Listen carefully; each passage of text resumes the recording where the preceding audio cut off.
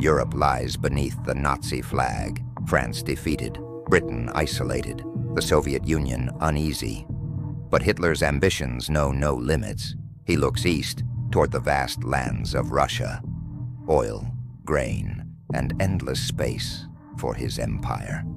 He calls it Operation Barbarossa, June 22nd, 1941.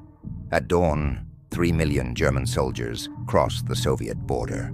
Tanks roll, planes strike, cities burn. It is the largest invasion in human history. At first, victory seems certain. The Red Army retreats in chaos. Millions are captured. But as summer turns to winter, the tide begins to turn. The German army, unprepared for the cold, freezes in the snow.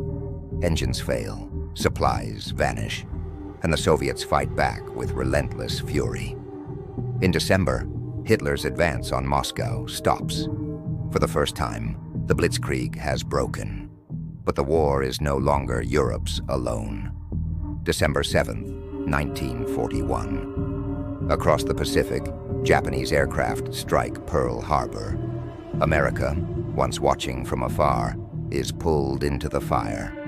President Franklin Roosevelt declares, yesterday, December 7th, 1941, a date which will live in infamy.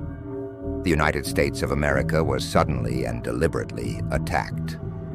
The sleeping giant awakens. Factories roar to life. Soldiers march. Ships sail. The Allies now have strength, industry, and determination. In North Africa, British and Commonwealth forces face the Desert Fox, Erwin Rommel. The battles rage across endless sand. El Alamein, Tobruk, Tunisia. At last, in late 1942, Rommel is forced to retreat. The Allies have their first clear victory. Meanwhile, in the frozen ruins of Stalingrad, the war reaches its most brutal chapter. Street by street, building by building, Germans and Soviets fight for every inch. The city becomes a graveyard of steel and blood. By February 1943, the German Sixth Army is surrounded, cut off, starving and defeated. They surrender. For Hitler, it is disaster. For the Allies, it is hope. In the skies, Allied bombers strike back. Berlin, Hamburg, Cologne. War has come home to Germany. Across the Atlantic, American power grows. Convoys cross oceans carrying tanks, planes, and men.